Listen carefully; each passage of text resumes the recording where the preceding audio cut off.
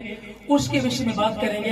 पहला कलाम 23 अध्याय 34 वचन में लिखा है, तब यीशु मसीह ने कहा, हे पिता इन्हें क्षमा कर।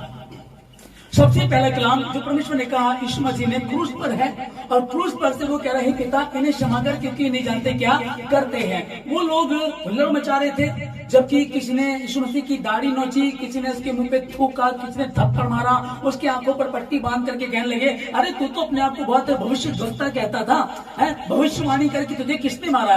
ये सब किया गया और बहुत बुरी दशा उसकी कर दी गई। और ये मात्र किताबी बात नहीं है, दुनिया में जहां जहां आप जाएंगे वहां वहां पता चलता है।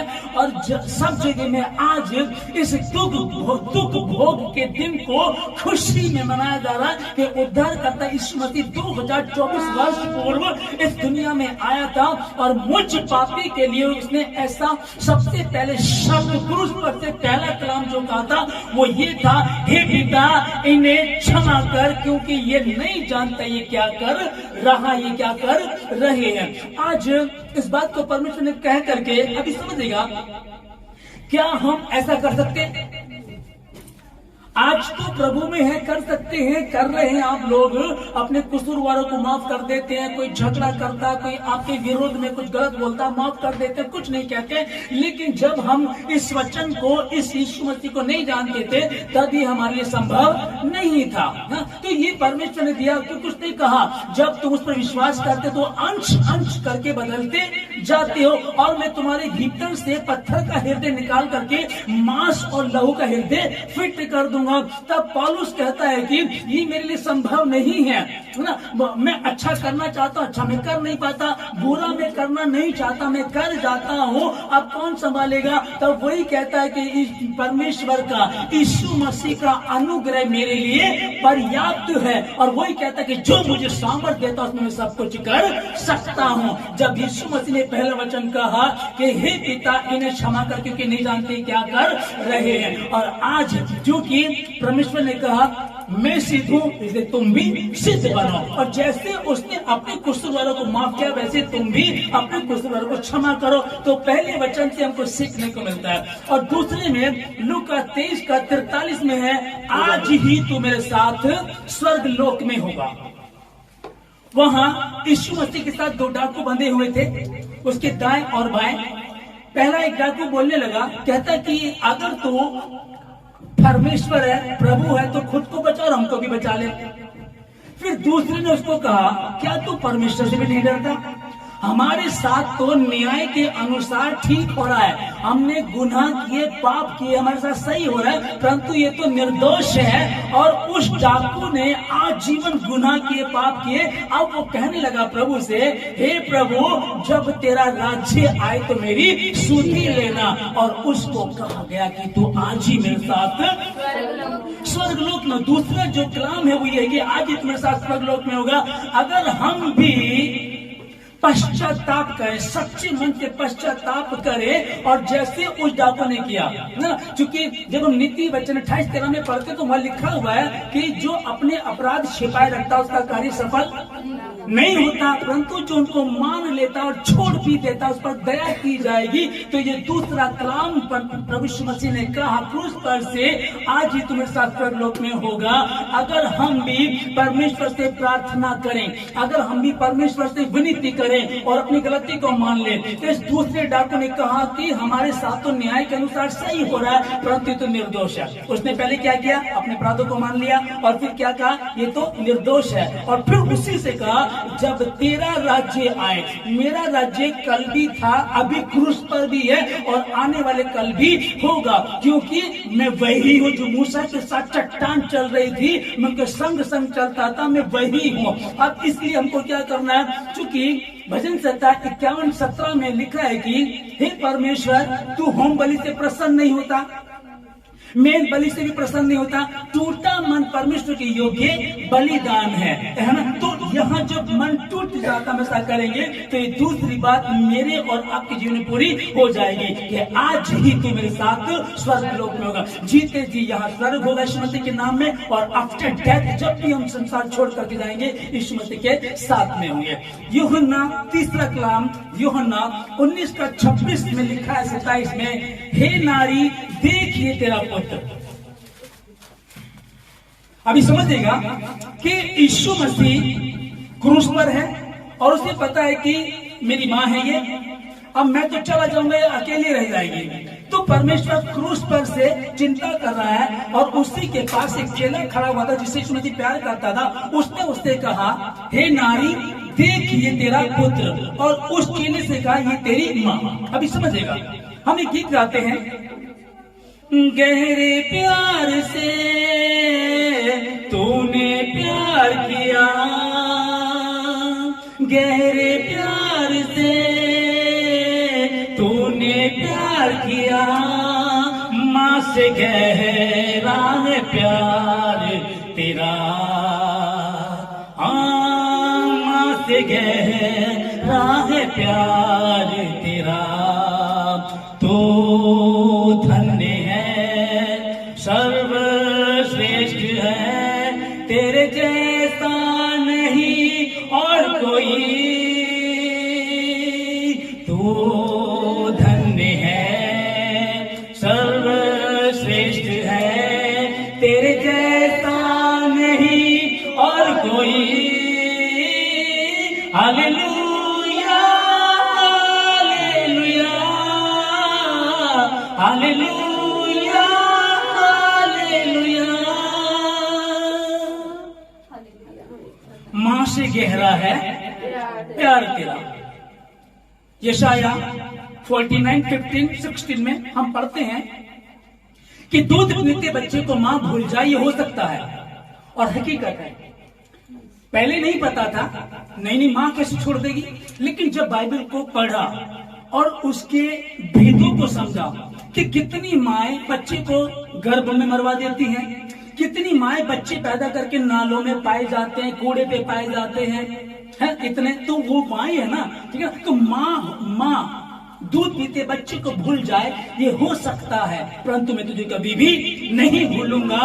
माँ बच्चे की चिंता करती है, हमेशा सुना गया। यहाँ यीशु मसीह क्रूस पर है, बेहाल है, अभी उसे पता मैं मरने जा रहा हूँ, लेकिन इंतजाम करके गए अपनी माँ का और कहता कि हे नारी, माँ थी पर नारी शब्द बोलकर ने ये बताना चाहा कि उद्धारकर्ता परमेश्वर की माँ थोड़ी हो सकती है।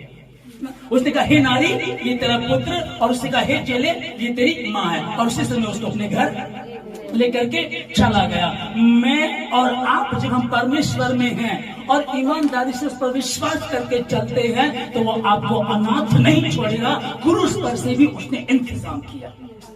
तीसरे कलाम में अब चौथे में मत्ती 27:46 में लिखा है, हे मेरे परमेश्वर तूने मुझे क्यों छोड़ दिया,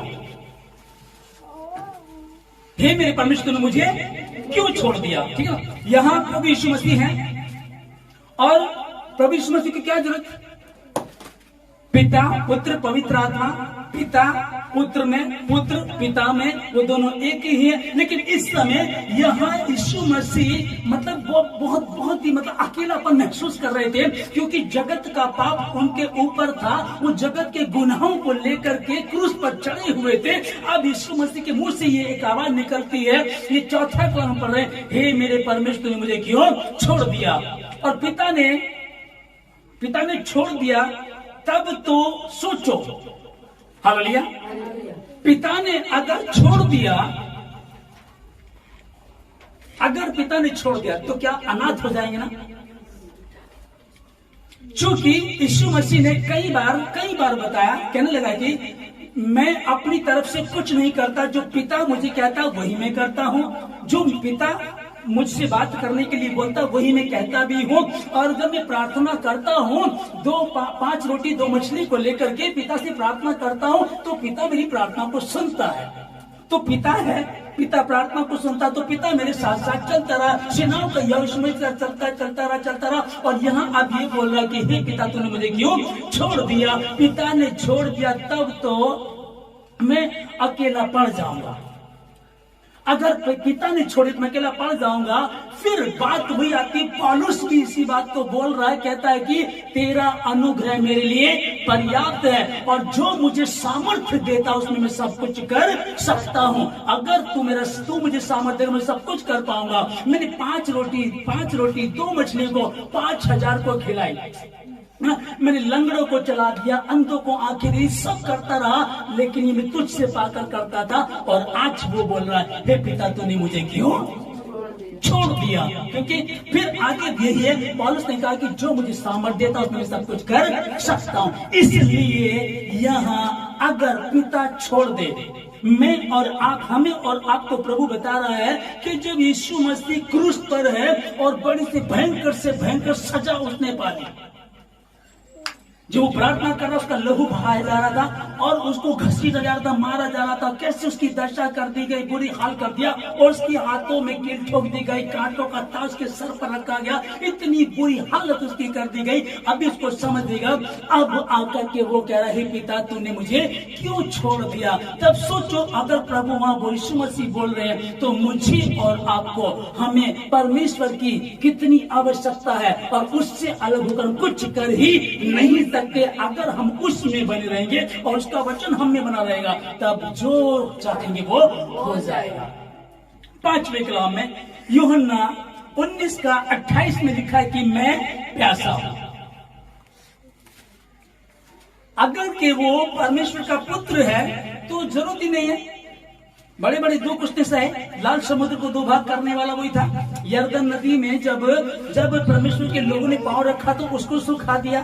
चट्टान से पानी पिलाने वाला वही था कि तू चट्टान पे छड़ी मार मूसा, पानी निकल आएगा। चट्टान से बातें कर, पानी निकल आएगा। तो वो पानी निकलता उसके नाम से, वो पानी देने वाला। और आज वो कह रहा है कि मैं प्यासा हूं। दया के सागर को जब प्यास लगी, दया के सागर को, यीशु मसीह दया का सागर, अनुग्रहकारी, जब उसको प्यास लगी, है ना। अभी हम पढ़ते हैं कि जब प्रभु यीशु मसीह प्रचार कर रहे थे तो बहुत सारी भीड़ वहां थी। तो यीशु मसीह ने कहा कि देर हो चुकी है, दोपहर हो चुकी है और ये सब भूखे हैं, अभी खाना कहाँ खाएंगे, इनके लिए इंतजाम करो। वो तरस से भर जाता था। तरस खाया उसने 12 वर्ष से लहू बहने वाली स्त्री पे, तरस खाया उसने यायर की बेटी पर जो 12 वर्ष की थी, तरस खाया उसने जो उस विधवा का बेटा मर गया था और उसको लेकर के, उसकी अर्थी को लेकर के आ रहे थे। तब प्रभु कहने लगा ये कौन है? तो किसी ने बताया ये इस विधवा का, पहले एक औरत विधवा है और इसका अकेला लड़का वो भी मर गया। उसने तरस खा करके उसको जिंदा कर दिया। तरस से भरा हुआ, दया से भरा हुआ, वो प्रेम करने वाला प्रभु। और जब उसने कहा कि मैं प्यासा हूं, दया के सागर को प्यास लगी, तो लोगों ने उसको सिरका पिलाया जो खट्टा होता है। जो प्यास लगती है, पानी चाहिए हमको, उसको सिरका पिलाया गया। और यशाया 55:1 में लिखा हुआ, हो सब प्यासे लोगों मेरे पास आओ, मैं तुम्हें जीवन का जल दूंगा। जिसके पास रुपया नहीं है वो भी आकर के पियो और मोल लेकर के जाओ। अरे जिसके पास रुपया नहीं वो भी मोल लेकर के दे। हाँ, ये कौन सा जल है? यहाँ तो करके मैं प्यासा हूँ, पर आगे जल कौन सी बातें चली, क्योंकि अनुग्रह बिकता नहीं है। अनुग्रह कोई ना तो बिकता ना कोई खरीद सकता है। अनुग्रह तो बस मुफ्त में दे दिया जाता है। तो विश्वास करती है तो जा, तू और तेरे घर उद्धार पाए। 6ठे कलाम में यूहन्ना 19:30 में लिखा है, पूरा हुआ। क्रूस पर से भी पिता की इच्छा पूरी की। हालेलुया। यहां कह रहा है कि पूरा हुआ। 6ठे कलाम में इसने कहा कि पूरा हुआ। अब सारी बातों को पूरा कर दिया इसने। पहले हमने क्या देखा, हे पिता इन्हें क्षमा कर, क्रूस पर से हमको सिखा रहा। दूसरे कलाम में, आज ही तू मेरे साथ स्वर्गलोक में होगा तो हमको भी ऐसा करना। हे नारी देख कि तेरा पुत्र, वो पुत्र होकर के मरने जा रहा है और माँ के लिए इंतजाम करके जा रहा है। और चौथे में, हे मेरे परमेश्वर तूने मुझे क्यों छोड़ दिया। और 5वें में कहता है कि मैं प्यासा हूं, इसको प्यास लगी, इसको जब प्यास लगी तो लोग उसको कड़वा सिरका पिला रहे हैं और छठे में है पूरा हुआ। इसने अपनी बातों को पूरा कर दिया। जैसा तुम्हारा पिता सिद्ध है वैसे तुम भी सिद्ध बनो, जैसा तुम्हारा पिता काम करता वैसे तुम भी किया करो। चूंकि पिता पुत्र में, पुत्र पिता में, है ना। हम और आप जो है हम उसकी दुल्हन, वो हमारा दूल्हा है, हमको वो काम करने। अब यहाँ ये बोल रहा छठे में पूरा हुआ। क्रूस पर से भी उसने अपने पिता की इच्छा को पूरा किया। प्रभु